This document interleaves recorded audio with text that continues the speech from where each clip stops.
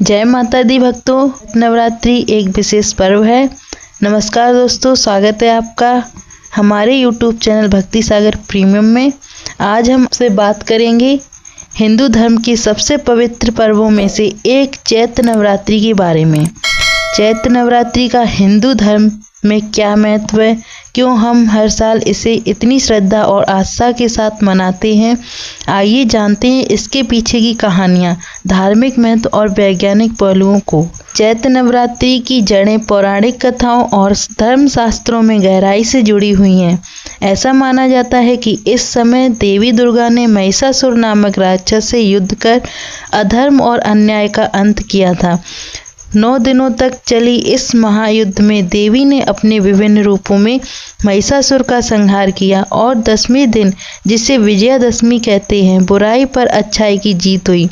चैत्र नवरात्रि के दौरान हम देवी के 9 रूपों शैलपुत्री, ब्रह्मचारिणी, चंद्रघंटा, कूष्मांडा, स्कंदमाता, कात्यायनी, कालरात्रि, महागौरी और सिद्धिदात्री की पूजा करते हैं।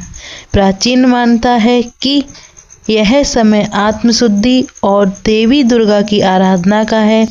नवरात्रि के 9 दिनों में साधक अपने मन को ध्यान, पूजा और आध्यात्मिक साधना में संलग्न करते हैं।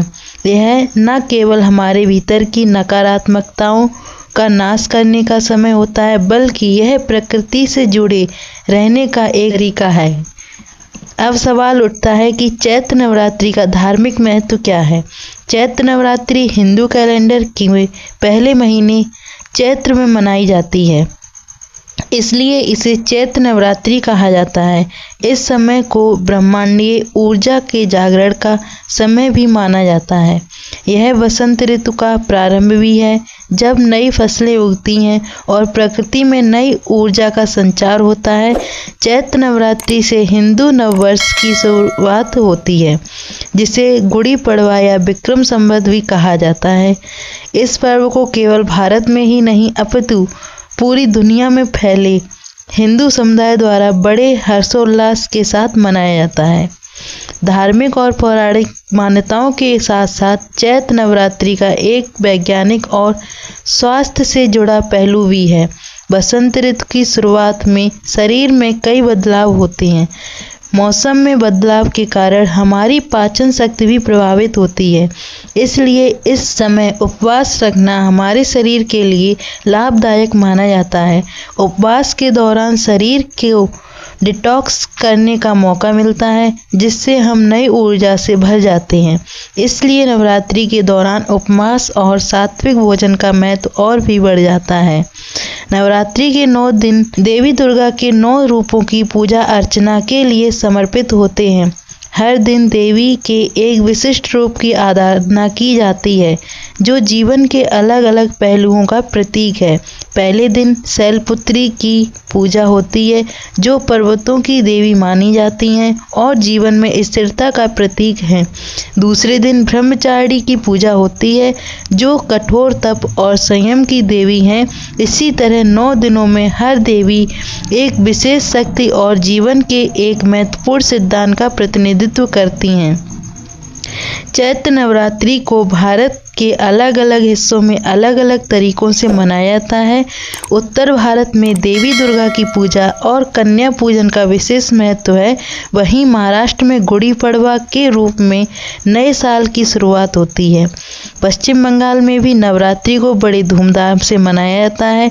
हालांकि वहां दुर्गा पूजा मुख्य रूप से अश्विनी में नवरात्र में होती है।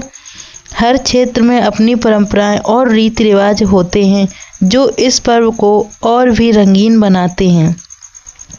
आज के समय में भी नवरात्रि की प्रासंगिकता कम नहीं हुई है। यह पर्व हमें अपने आध्यात्मिक मूल्यों से जोड़े रखता है और हमें आत्मचिंतन का समय देता है। यह पर्व जीवन में शांति, धैर्य और संयम के महत्व को दर्शाता है। आधुनिक जीवन की व्यस्तता में भी नवरात्रि का यह समय हमें हमारी जड़ों की याद दिलाता है। तो दोस्तों, यह था चैत्र नवरात्रि का महत्व और इसके पीछे की धार्मिक और वैज्ञानिक बातें।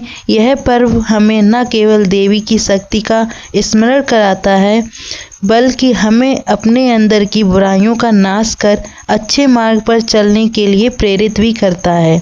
आप सभी को चैत्र नवरात्रि की हार्दिक शुभकामनाएं। आशा है यह जानकारी आपको पसंद आई होगी।